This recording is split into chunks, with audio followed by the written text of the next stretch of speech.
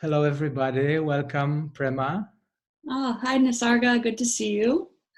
I would like to talk today with you about character structures and how those character structures develop different coping mechanisms during the pandemic. I had in the morning a mentoring call with some participants from Biodynamic Breath Trauma Release System. And it was very interesting questions too that they ask about how those different body types, different structures are coping in today's situation. So you're an expert on the subject, so let's just talk about it. I think it will be very interesting. Sure. And I think I want to preface it by saying that whatever we're going to say here are kind of generalities, because the character structures themselves are patterns that we learned or to grow up when we're growing up, patterns we learned in our family or survival strategies we took on to deal with stress and trauma in our early life environment. And so the patterns that we took on as children are going to impact often how we respond to a big crisis like this as an adult. There's all sorts of things we learn in our family about what kind of feelings are okay to feel, what kind of actions are okay to take. You know, in some families, it was okay if you felt anger. You might have even been encouraged. Or other families, you might have been punished if you felt anger. Same goes for sadness. Same goes for anxiety. And so we develop these different ways in our bodies of storing our feelings and sometimes blocking access to feelings. And that impacts us as adults and how we're going to respond to a huge life change like this. So whatever we're going to talk about or say, though, it's a generalization because we're still individuals and who definitely don't always follow patterns. I think that's what I want to say about it. Great. Or so those of you maybe who don't know the system, so this webinar or this talk is not to go deep into describing the body types, because we would invite you to study that in different webinar that Prema already recorded, few hours that are available. But mostly going into some practical qualities of those structures and what strategies they develop and how we can support those strategies to go back to ourselves, to go back to the present loving space within ourselves.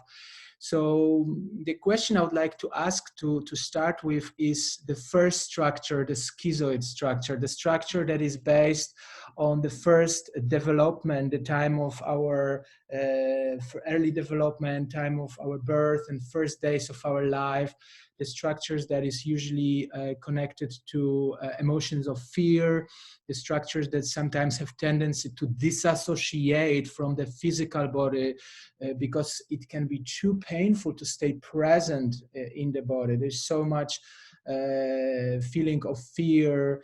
And so how we can support that structure in those times? What are the qualities to understand the presence for the schizoid body type? Sure, yeah. So the schizoid, as you mentioned, that structure comes about because there was an intense amount of overwhelming energy, usually while they were in development or around the time of birth trauma, or in those first few months of life.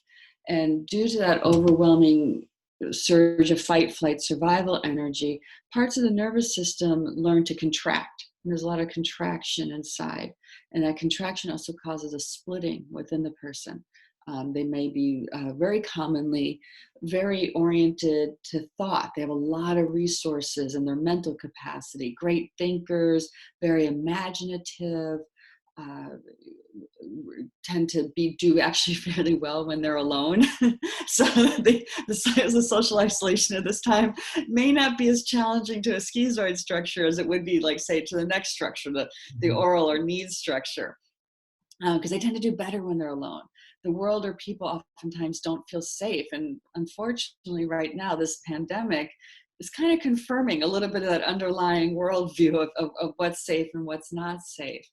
And so I think first off is always about acknowledging the resources, acknowledging the strengths that are in each structure.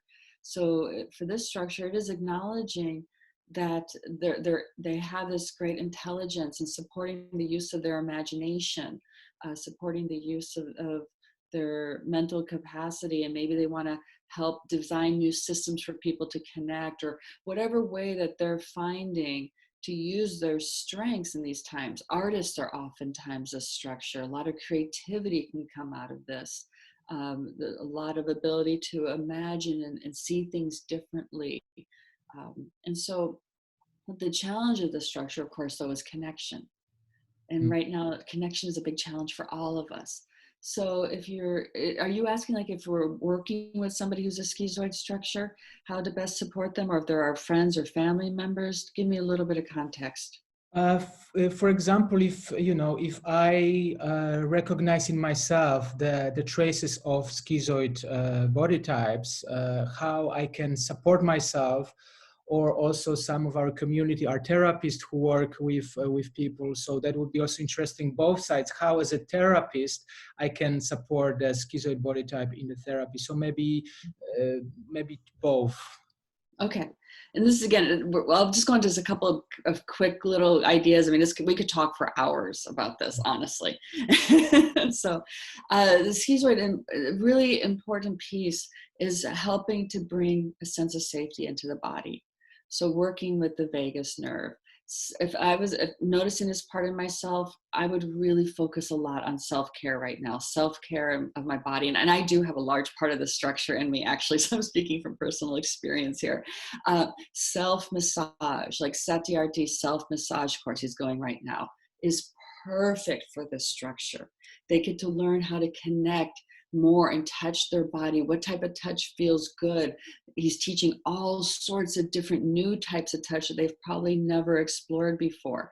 So self-touch, things that can help stimulate our skin, like loofah sponges, hot showers, baths, movement, getting out and moving. Because when you get out and move, things like pressure and touch and movement actually signals safety to our body, signals safety to the vagus nerve.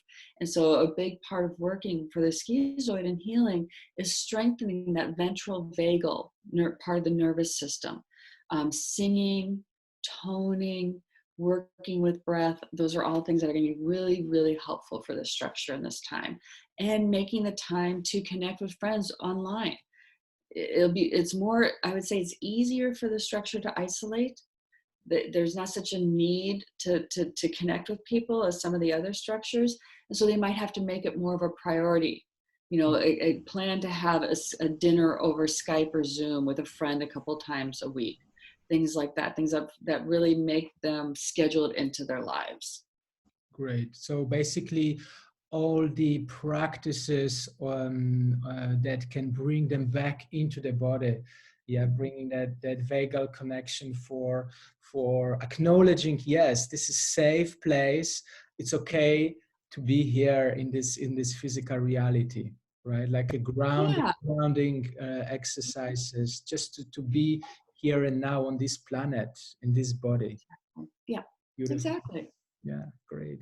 How about oral? How about oral type? The second one in the structure development, Reichian structure development, where is more connected to that deprivation from receiving enough nourishment, where the child for some reason was not fed enough, and developed that bottomless hollow of needing the nourishment and not having enough, not receiving enough.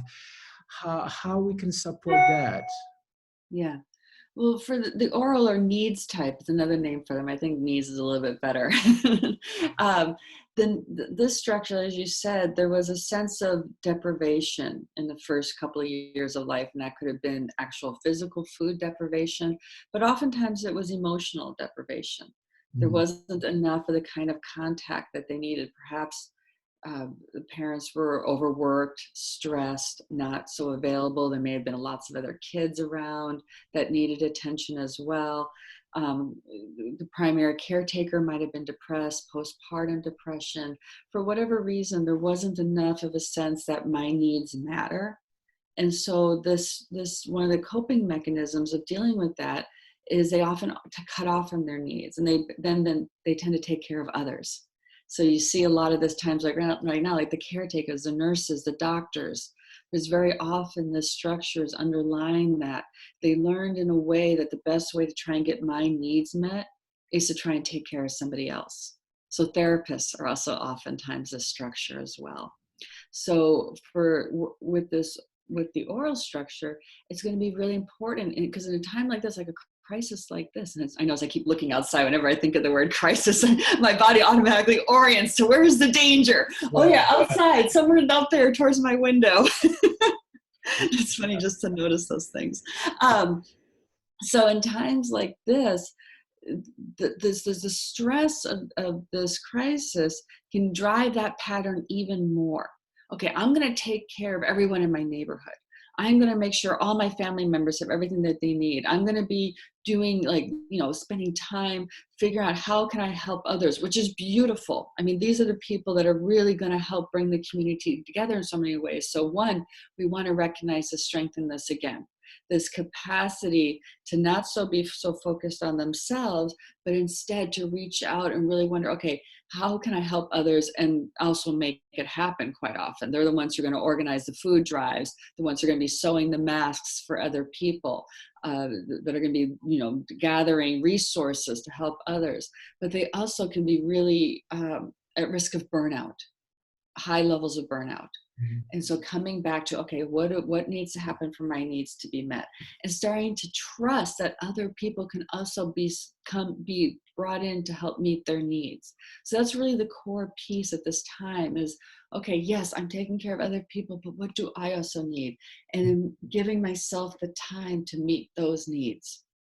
Come back to myself. And again, we're saying a lot of the same things we talked about for the schizoid. Touch. Self-touch right now, if you're not living with somebody that you can get massage from or get cuddles or being literally held. For this structure, if you do live with somebody, letting yourself be held for like 30 minutes, just being held and letting yourself sink into and really feel and start to trust that holding. To let yourself get that felt sense experience of somebody else is holding me in this moment.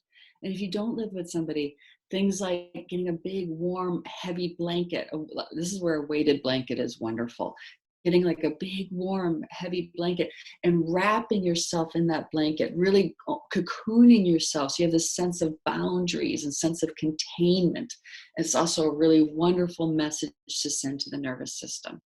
That's great. It's really great. And, like you already mentioned that in the schizoid body type and oral body type, that power of self nourishment. And I had a client lately where I had a one-on-one session, and he had that pattern of oral body type as far as I recognized.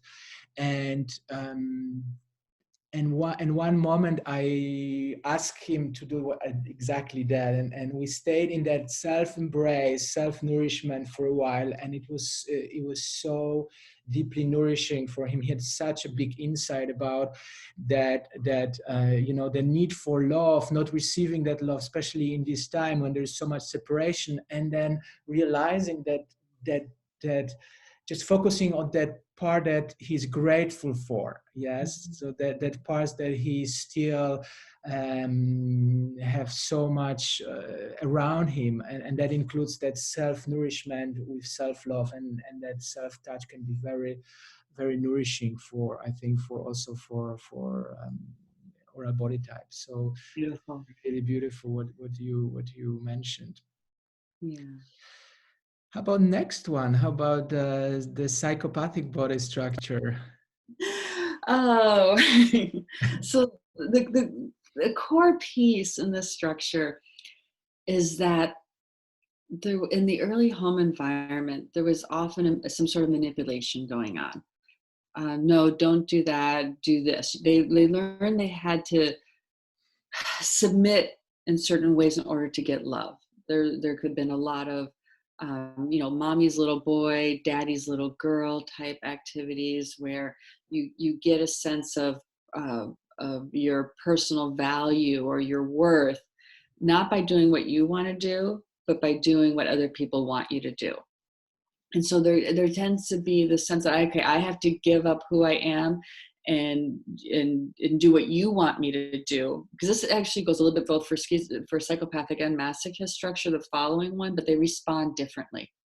So the way the psychopathic structure responds to this manipulation that was going on in the home environment, or this way that maybe there was conflict between the parents and they were expected to pick one side rather than the other, and this feeling of being manipulated, is the psychopathic says, you know what, I am not going to let anyone ever control me again. I am going to take control. I'm going to be the one who's going to call all the shots and say what's so.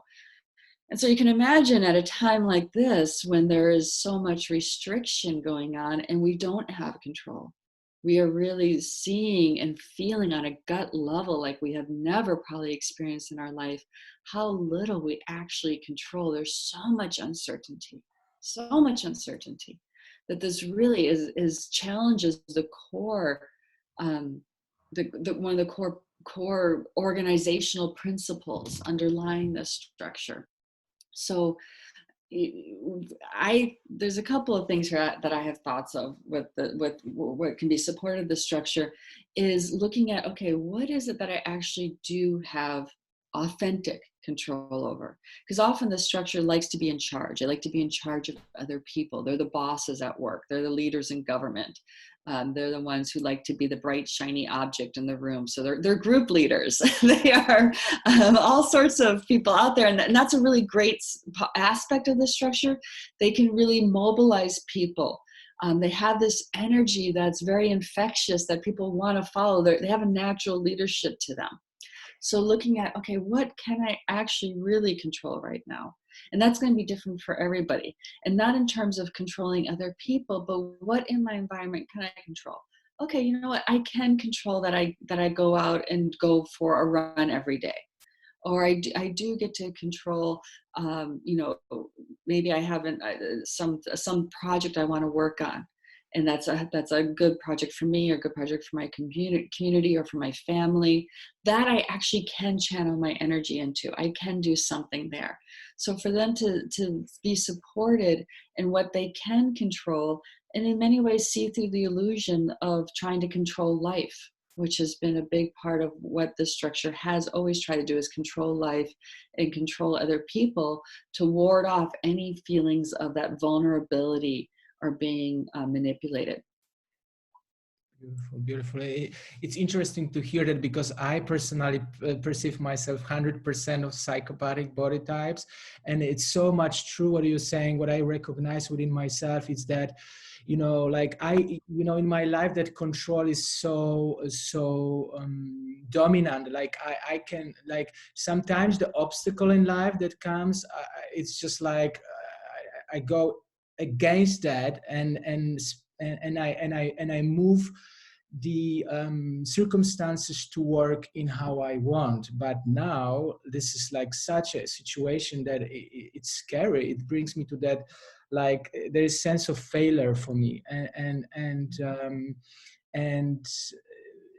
it's interesting what you said about, like, seeing what I can be in control, and there is that illusion there is nothing I can be in control, and it shakes up my my foundation. What I have to be really careful though is, because of the drive of control, there's even still voice over my head, like a rebellious saying, I'm gonna fucking go, and like no COVID will stop me. And then what works for me at that time is like slowing down, going to basically to meditate and seeing like man, this is illusion. This and connect to that feeling. What if I collapse? What it's okay to fail. It's okay to not succeed. It's okay to be authentic, and finding that authentic part that is like, there, full of fear, basically, of not being able to put it together. So So it's a beautiful that question that you ask yourself what is authentic there, and Mhm. going Yeah. beyond that illusion of control, because there's nothing I can control, and that realization brings me to a lot of sadness actually, and feelings that there's nothing I can do about this situation. Yeah, and really that wanting to control is a way to protect the heart, because as a child, that heart was so wounded. And so I loved, as you were talking, you kept gesturing towards your heart and you kept touching your chest. And that's really, in the end, for this structure, the healing comes when they can see that, okay, this compensation I have, this need to control and be perfect and succeed and do everything and be successful at everything, so I don't feel the sadness and I don't feel the vulnerability that's here. And so slowing down, like you said, and supporting it, coming back and letting the feelings come. This might be the first time in a very long time that someone with this defensive structure might have the opportunity to really just break down and cry. And it's okay to break down and cry and feel that breaking of the heart. And you're going to feel the breaking of the heart, not just for what's happening right now, but you'll feel also over time the breaking of the heart for all the things that happened in childhood as well. Beautiful. Thank you. Thank you. It's just something shifted also by talking for me. So big lesson. Yeah, So softness. There's like this whole softness, there's beautifulness. how about we move on to the next development, which is Masochist body type? Yeah. How we can recognize within ourselves and how we can support ourselves in that. Yeah. So again, we're coming back to this idea of control, because this structure also, there was a lot of control in their childhood, where the psychopathic structure kind of developed this pushback attitude of, no, I'm not gonna let you control me. I'm gonna control instead. I'm gonna be the one in charge. I'm gonna be the top dog. The masochist structure, um, in a way, wasn't able to do that, or the family system was so oppressive in many ways, so controlling, that they gave up their will. The other name for this structure is the will structure. And so they learned to, instead of asserting their will and saying what they want to say and doing what they want to say, they really, the only way they could be safe is to kind of turn that will back in on themselves and hold it all in. And so you have a lot of holding in this structure, holding in of anger, holding in of pain, holding in of grief, holding in of worry and fear. And on the outwardly, they can seem really solid.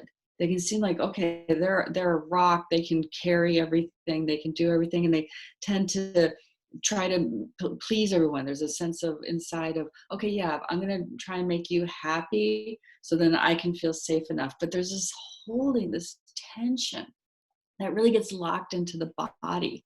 And so what we need to do then is recognize, okay, this can't be held. This is bigger than any of us.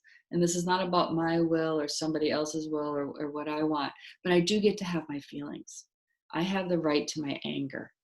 I have the right to my sadness. I have a right to my grief, my whatever it is that I'm feeling, because this structure can very easily go into depression, which is the danger. When you hold in anger too long, the system needs to suppress and depress because it's too much. And so we want to be careful that we're not sinking into a depression, and instead give space to our feelings, express, talk to people, share, um, move your body. This structure is a lot of physical. They're very physical and they hold a lot in their muscles. And so doing things that make you sweat is really good. Doing things that bring up a charge, it could be like jumping jacks. It could be ha. It could be setting up what are those things called? Those punching things. And somehow that you have something that you can punch and move and give expression to your feelings. Give expression to the anger that's there. You may not feel the anger, but it is probably in there somewhere in the body. Pushing. Different exercises, things that you can do to physically move your body and start to move that energy that is so easily condensed and trapped inside and is so hurtful over the long run. good. It's yeah, it's just what also comes with me with all this also lockdown, that at times it might be so difficult to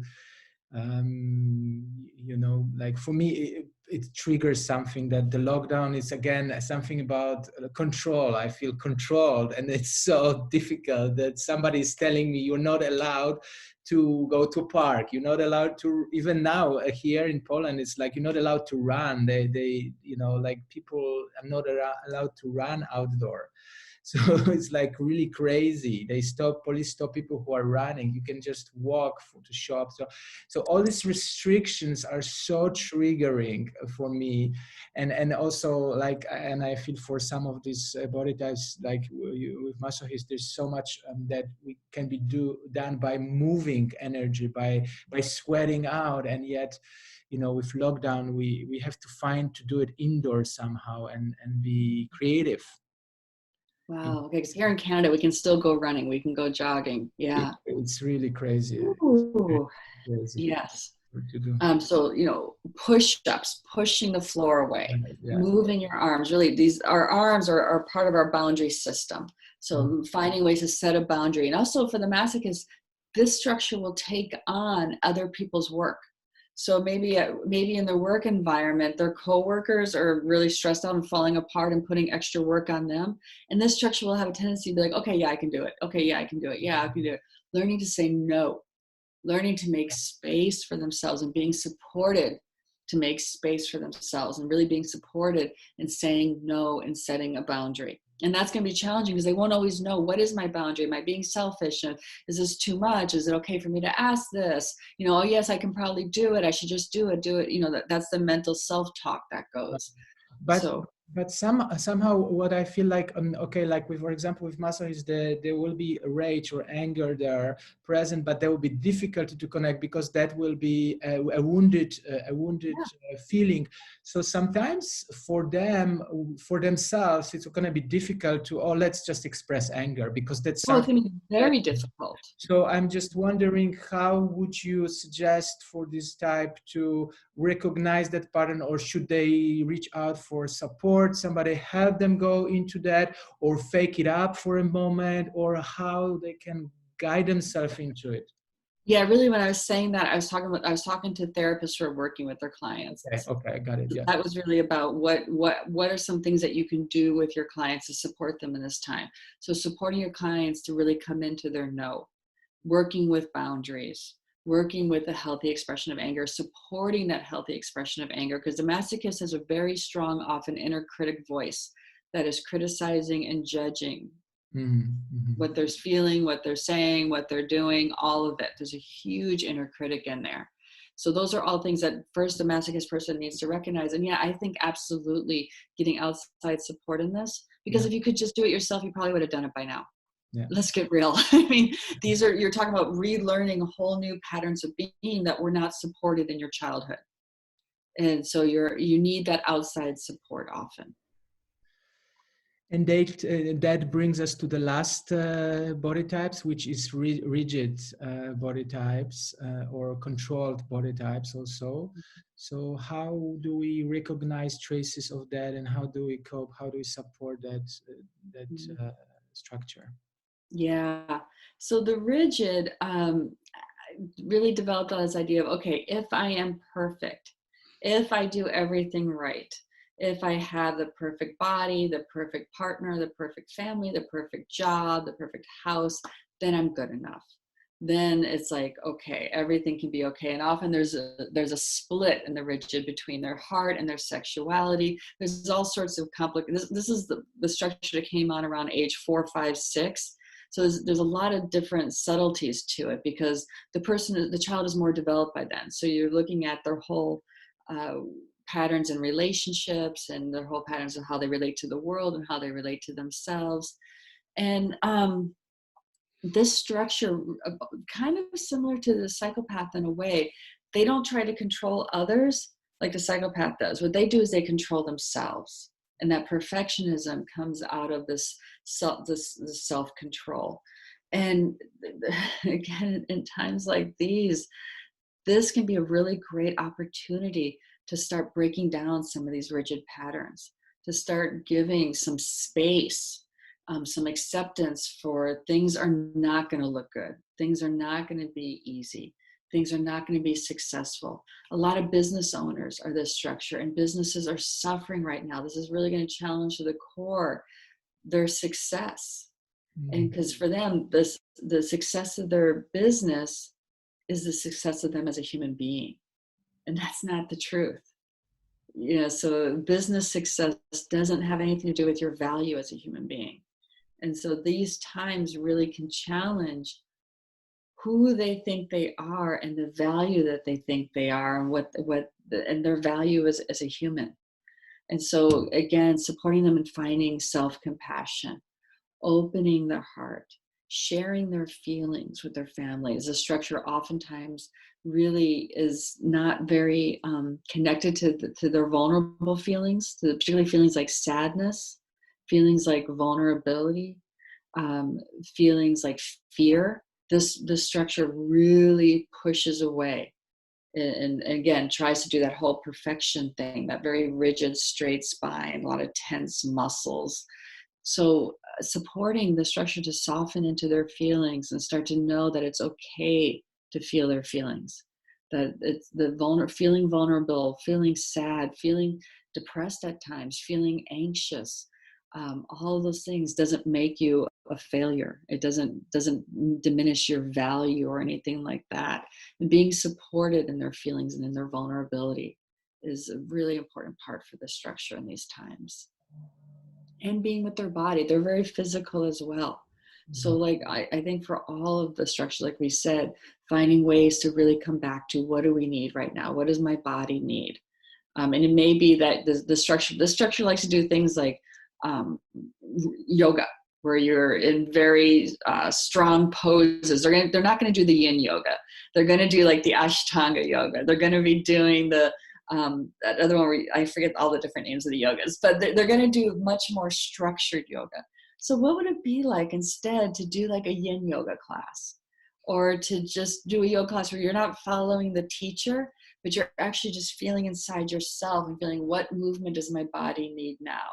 And finding ways for it to not possibly be so physical, but more kind of a flowing type of yoga, where we get to almost do like even a combination of dance and yoga. I think dance can be wonderful for this structure as well, to help them not in dancing by themselves. So they're not worried about what they look like, or are they doing it like good like everyone else, because there's a lot of comparison in this structure.